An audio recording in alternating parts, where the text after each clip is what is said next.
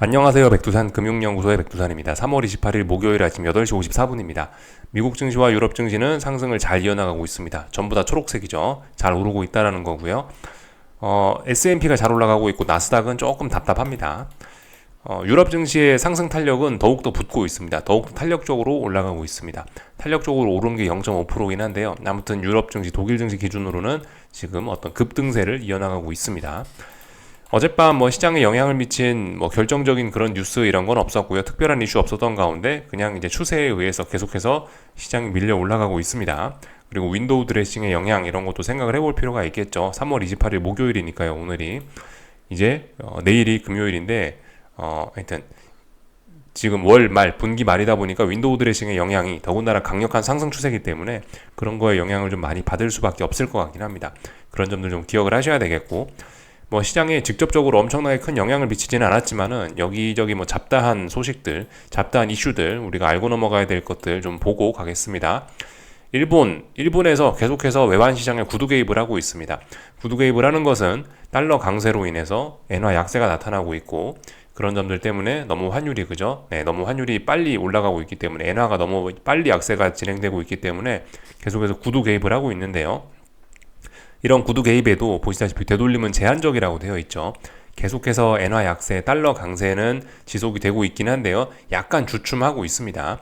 어제 그런 거의 영향으로 인해서 제가 어제 저녁에 영상 녹화할 때는 보시면 달러 엔 환율인데 얘가 이제 양봉으로 저 위쪽까지 올라와 있다가 지금 마감할 때 보니까 이렇게 음봉으로 하락 마감을 해 있다는 것을 알 수가 있습니다.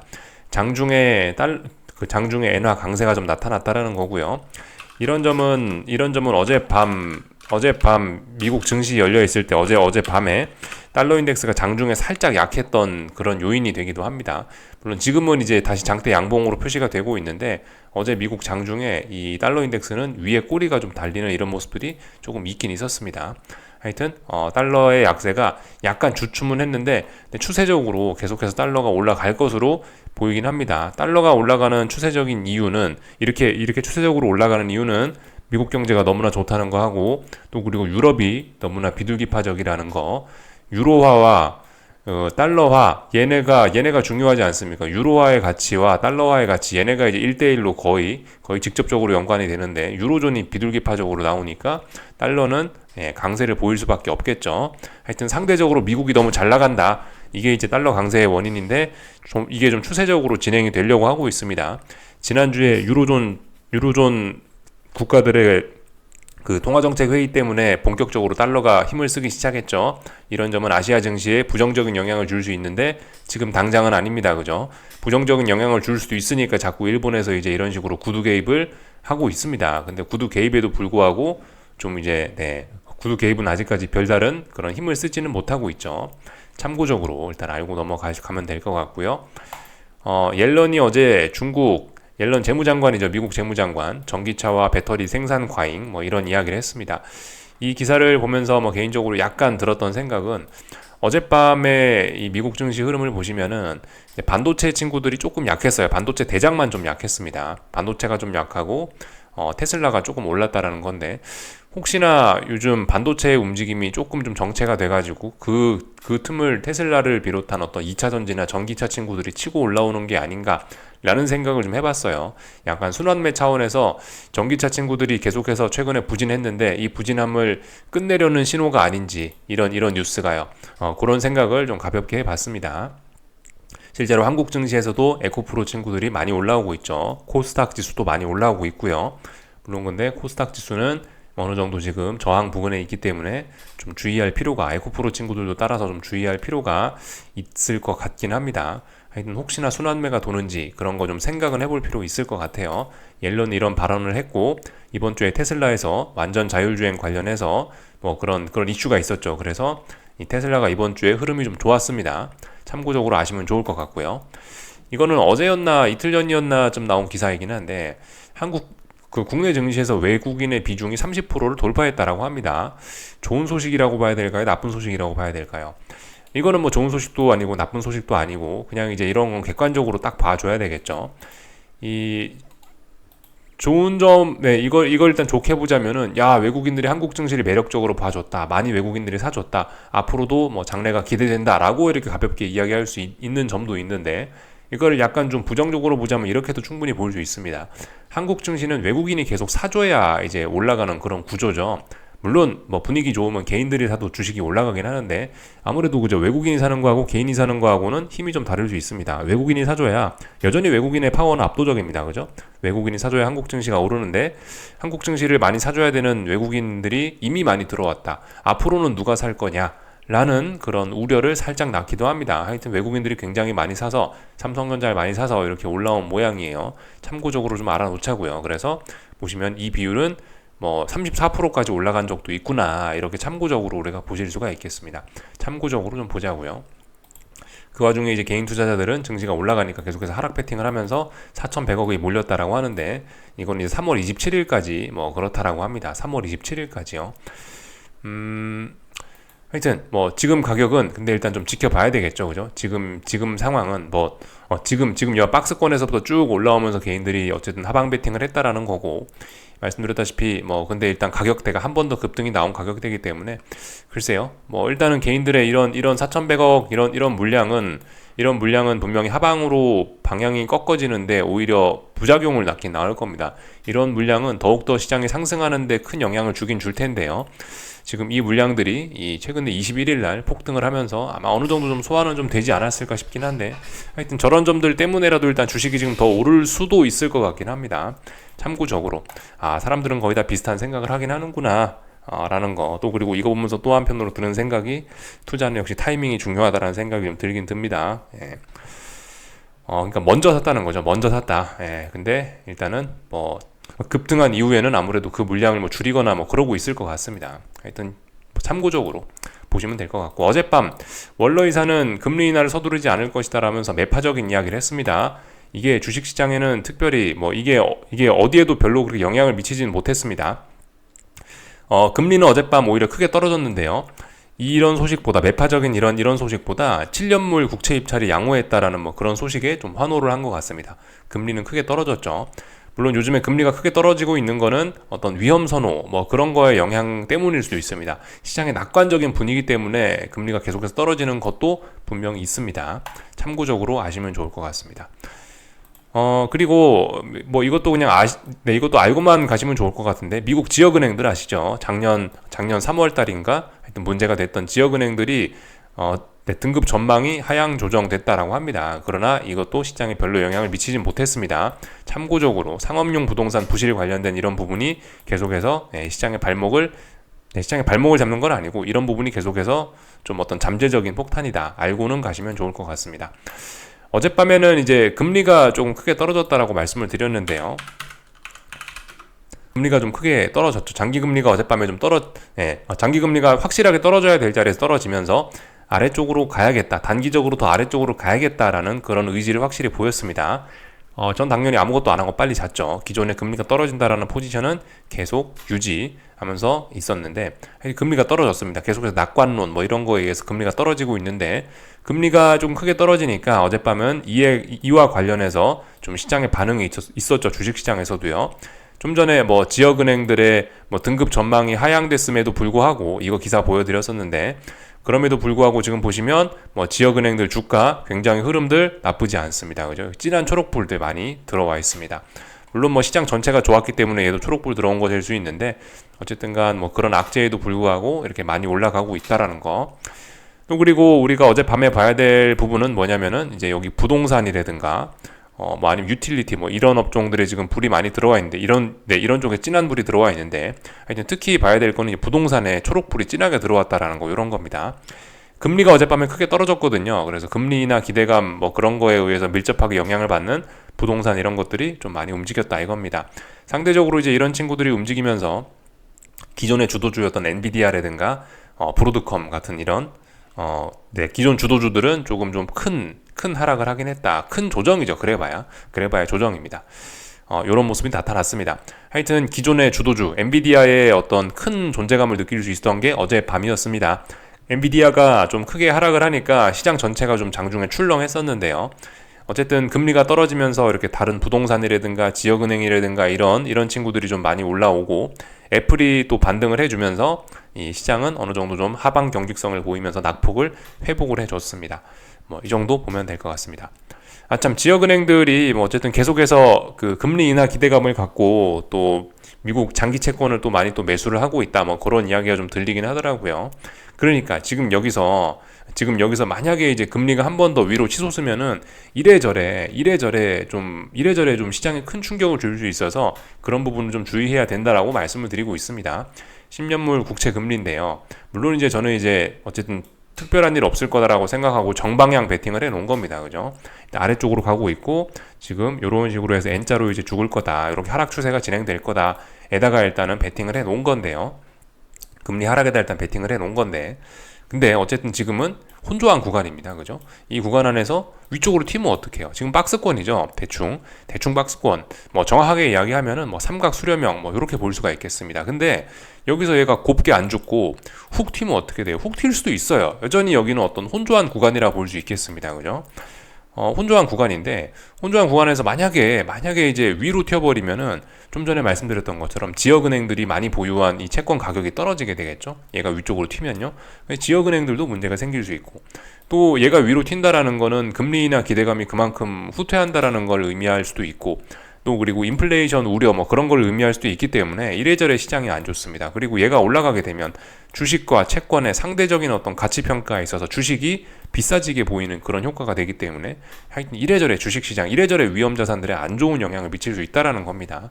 물론 전 아래쪽으로 베팅해놓고 아직까지는 수익을 누적시키고 가만히 있긴 있는데요. 단기적인 흐름이 지금 금리가 아래쪽으로 가고 있다라는 거지, 중장기적으로 아직 이 흐름이 완전히 도장이 딱 찍힌 건 아닙니다. 완전히 아래쪽으로 간다, 이제 금리는 본격적으로 하락 추세야 라고 이야기하기에는 혹시나 아직 한 방이 남았을 수 있다라는 작은 경계 정도는 해야 되겠습니다.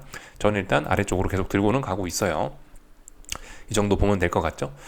하여튼 뭐 그 낙관적인 분위기에 의해서 계속해서 이렇게 이런 흐름이 나타나는 것 같습니다. 이 정도를 보면은 다 된 것 같고요. 어젯밤 금리의 영향이 뭐 조금 좀 있었다고죠. 주식시장에도요. 이 정도 보면 될 것 같고, 하여튼 그래서 장 초반에 엔비디아가 안 좋고 반도체가 안 좋으면서 좀 출렁했던 증시가 장 막판에는 뭐 애플도 올라오고 뭐 이래저래 시장의 낙관적인 분위기에 의해서 다시 이렇게 회복하는 모습을 보였습니다. 아직까지 주식시장 굉장히 강하고 어디에도 위험 신호는 없다라고 계속해서 이야기를 드리고 있습니다. 하방 뭐 나스닥 같은 경우는 뭐 어떤 하방 매집 할 수는 있긴 있는데 매우 위험하다라는 이야기를 드리고 있죠. 보편적인 분이라면 지금은 아무것도 안 하고 그냥 관망하는 게 가장 좋지 않을까라는 생각입니다. 하여튼 그래서 어젯밤 시장 분위기 좋았으니까 상승 종목 수가 압도적으로 많고 하락 종목 수는 적고, 그죠? 어젯밤은 엔비디아 한 종목 덕분에 다른 종목이 다 살아난 거라고도 볼 수가 있겠네요. 그죠? 삼성전자 한 종목이 조금 부진하면은 다른 종목들이 우수수 오르는 것과 비슷하게, 한국 증시에서 흔히 보는 그런 모습과 비슷하게, 하여튼 어젯밤은 엔비디아와 반도체의 존재감을 좀 크게 느낄 수 있었던 그런 하루였습니다. 그래서 좀 자세한 내용들 좀 보자면, 애플은 어젯밤에 2% 올랐다고요. 근데 여전히 불안한 구간입니다. 중요한 지지선 부근에 있어서 양봉이 나오는 거 이해해 줄 수 있긴 있는데 아직까지 좀 불안합니다. 그죠? 아직까지 중장기적인 방향성이 아래쪽으로 갈 수도 있다는 위험이 좀 있습니다. 하여튼 애플이 뭐 올라왔다.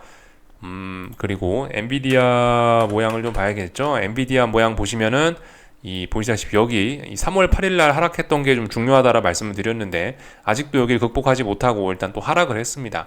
당연히 위쪽으로 올라갈 것이라고 보고 있는데, 근데 이렇게 되면은 일단 쌍고점 우려가 좀 나오긴 나오죠. 물론 이렇게 죽지는 않을 거란 생각이긴 합니다. 저도요. 근데 주의는 해야 됩니다. 지금 가야 될 자리에서 못 가고 계속해서 아래쪽으로 밀리고 있기 때문에, 하여튼 엔비디아의 영향력 때문에 그 엔비디아의 영향력이 확실히 크긴 큰가 봐요. 나스닥이 이것 때문에 출렁출렁합니다. 엔비디아가 이렇게 됐다. 참고적으로 하여튼 조금 약하다. 하지만 반도체 지수 마이크론 테크놀로지는 아직 건재합니다. 아직 더 올라가고 싶어 합니다. 마이크론 테크놀로지를 비롯한 여러 가지 반도체 종목들은 지금 보시면은 내용이 좋거든요. 그래도 어제 브로드컴하고 엔비디아가 하락한 게 좀 영향이 커서 그렇지, 이쪽 반도체 이쪽을 보시면은 여전히 그래 초록불이 많이 들어가 있습니다. 인텔, AMD, 뭐 텍사스 어쩌고저쩌고 하여튼 전반적으로 다 분위기 좋거든요. 반도체 지수는 어젯밤에 빠지다가 아래 꼬리를 달고 올라왔는데 여전히 이쪽 어딘가가 어떤 중장기적인 또 중요한 고점이 될 가능성은 아직까지 좀 있는 셈이죠. 역시나 하방 경직성도 있고 강하다라는 걸 확인은 했지만은 주의해야 될, 반도체 지수에 관심 있으신 분들은 매우 주의 깊게 봐야 되는 그런 자리입니다. 그 반도체 지수 한국 증시에도 좀 영향을 미칠 수 있겠죠. 오늘 한국 증시도 아마 강하겠다라는 그런 의지인 것 같아요. 한국 증시 아직도 강하죠, 그죠? 반도체 지수와 비슷한 모습을 따라갈 것이라고 보입니다. 삼성전자도 이 마이크론이 강하니까 아직까지 강한 모습들을 보이고 있고요. 그래서 아직까지 강하다 이겁니다.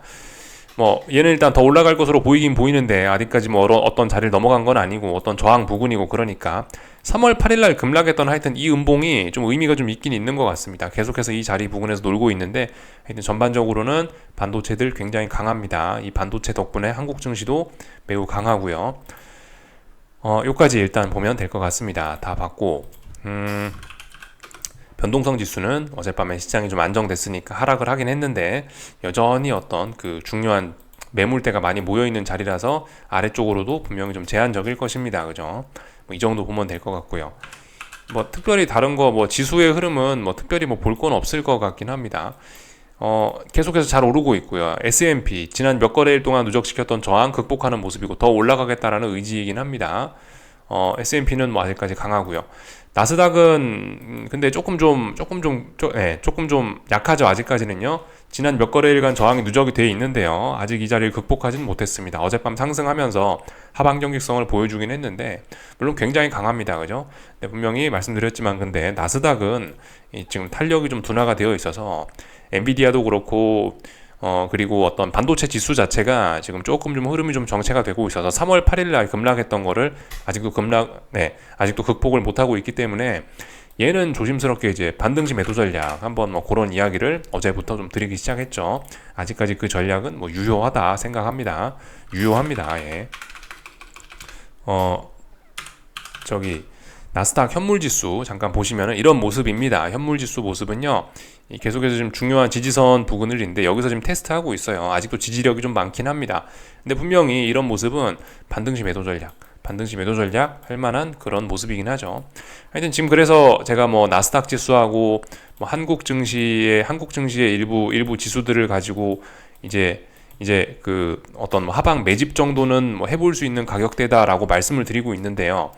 이 하방 매집을 하시는데 지금 아직도 시장은 분명히 강하지 않습니까? 그러니까 이거는 움직이는 게 아니죠. 지금 0.1% 어제 시장 0.08% 상승 마감했고 오늘은 지금 뭐 0.1% 움직이고 있습니다. 지금 시장이 하루에 움직이면 1, 2%씩 움직이는데 0.1% 움직이는 거를 이런 때 뭐 이렇게 아무것도 안 움직이고 있을 때 사실상 아무것도 안 움직이는 겁니다. 하루에 시장이 1, 2% 움직일 수 있는데 0.1% 움직이는 거면 정체되어 있는 거죠. 정체되어 있는 상황에서 여기서 그냥 계속 매집을 하는 거는 그런 건 이제 구체적으로 봤을 때 좋은 전술이 아니라고 생각을 해요, 전요. 일단 매집을 할 거다.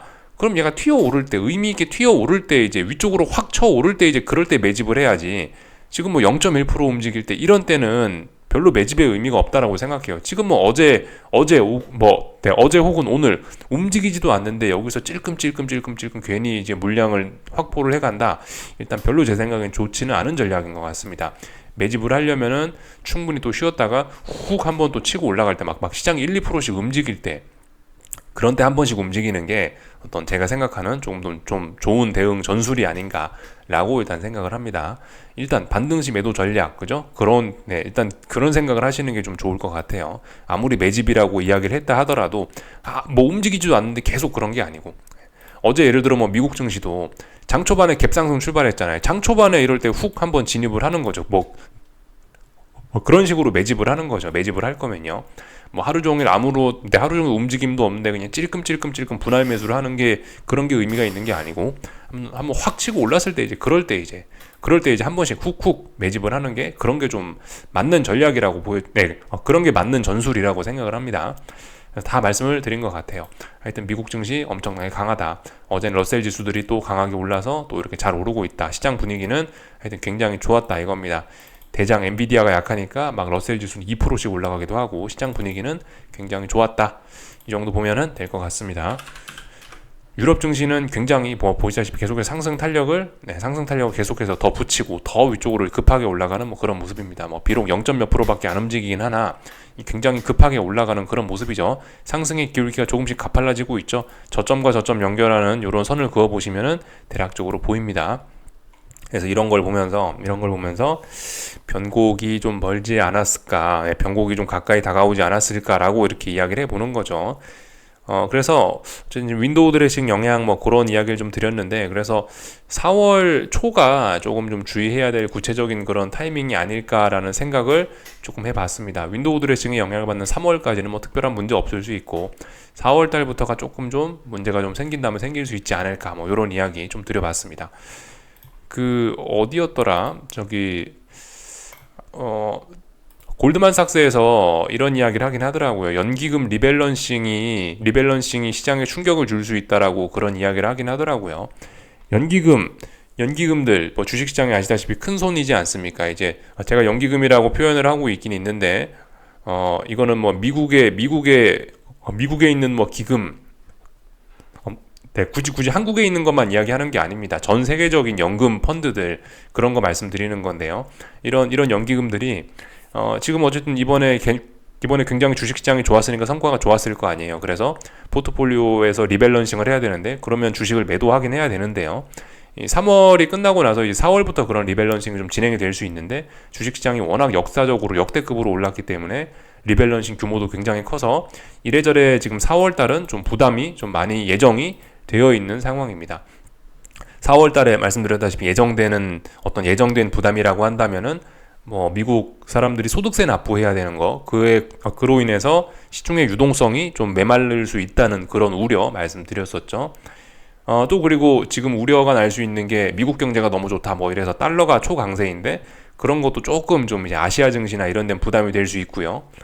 그리고 좀 전에 말씀드렸다시피 어떤 연기금 리밸런싱 그런 기술적인 측면에서도 문제가 조금은 발생을 할 수 있겠죠. 그런 점들이 어쨌든 4월달에는 일단 줄줄이 안 좋은 소식들이 좀 예정이 많이 되어 있긴 합니다. 그렇지만 4월달에 무슨 일이 생길 거라고 지금 3월달부터 뭐를 할 필요는 없다 이겁니다. 보편적인 분들은 그냥 가만히 계시면 됩니다. 어떤 신호가 나타나고 나서 움직여야지, 아직까지 신호가 없습니다. 아무런 어떤 그런 변화의 신호 이런 것들이 없죠. 그래서 일단 다 말씀을 드렸고요.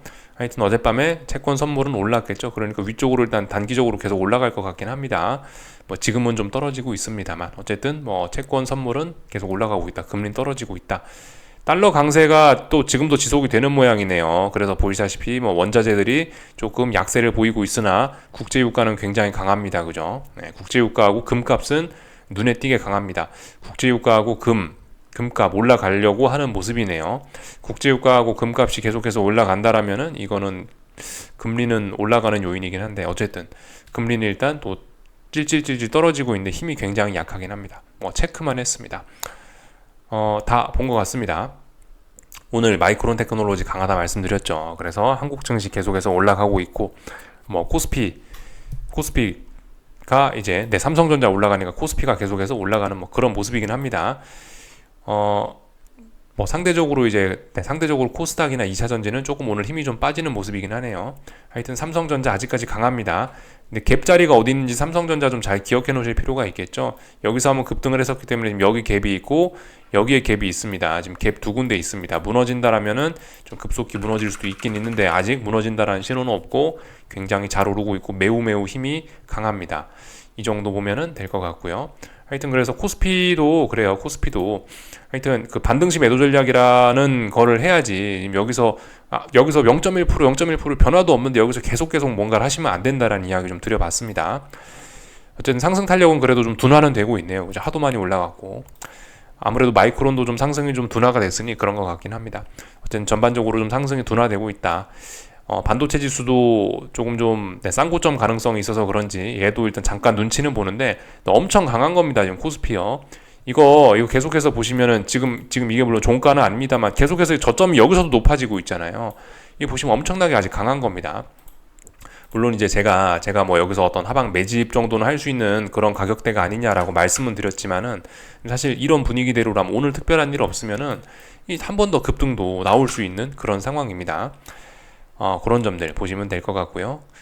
오늘 삼성전자 오르니까 코스닥은 또 약한가 봅니다. 하여튼 코스닥은 뭐 아직 이것도 사실 네, 아침 9시 반도 안 됐기 때문에 아직 뭐 더 봐야 되지만은 이 코스닥은 분명히 이런 모습은 좀 약한 모습이긴 하죠. 이 코스피 양봉만 가득한 코스피와 음봉이 자꾸자꾸 나오고 있는 코스닥은 분명히 그 힘의 차이가 나긴 나는 겁니다.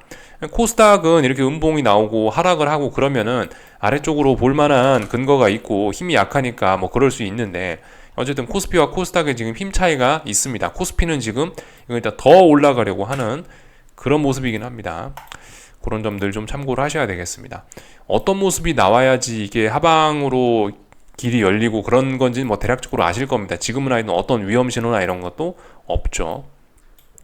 환율은 잘 올라가고 있습니다. 어쨌든 달러 강세, 지금도 달러가 올라가고 있던데요. 그 영향으로 계속해서 1350원 이제 도전하고 있습니다. 55원, 56원 정도까지는 상승 목표치 열려 있다라 말씀드렸죠. 58원이라 말씀드렸던 것 같습니다. 58원까지 일단 목표치는 열려 있습니다. 그러니까 금리도 지금 그런 거라고요. 장기 금리 제가 이제 떨어진다에다 베팅을 해놨는데, 어쨌든 이 보시면은 지금 원달러 환율이 그런 걸 잘 보여주고 있는데, 답답한 구간 안에서 이렇게 삼각 수렴형이었단 말이죠. 근데 얘는 방향성을 명확하게 위쪽으로 이제 보여준 거죠. 근데 장기 금리는 아직까지 답답한 구간 안에서 방향성을 안 보여주는 겁니다. 아직까지는요. 단기적으로는 일단 금리는 떨어지고 있으나 얘가 금리가 이렇게 확 올라갈 수 있는 거예요. 지금 얘처럼요. 그래서 일단은 계속해서 베팅은 해놨지만 좀 긴장해서 볼 필요는 있을 것 같죠. 요까지 말씀드리면 될 것 같습니다. 하여튼 환율이 계속 올라가고 있지만 지금 주식시장은 환율에 관심이 없습니다. 아직까지는요. 환율이 막 나중에 진짜 부담스러운 레벨까지 올라가면 이제 뒤늦게 후다다닥 뭐 정신을 차릴지는 모르겠지만은, 근데 지금은 어쨌든 아닙니다. 하여튼 달러 들고 가시는 분들은 계속해서 달러 들고 가시고요. 주식시장은 지금 마이크론 테크놀로지하고 반도체하고 삼성전자 이거에 지금 신나갖고 다른 거가 눈에 들어오지는 않습니다. 여기까지 하겠습니다. 궁금한 거 리플 남겨주시고요. 오늘 저녁에 뵙도록 하겠습니다.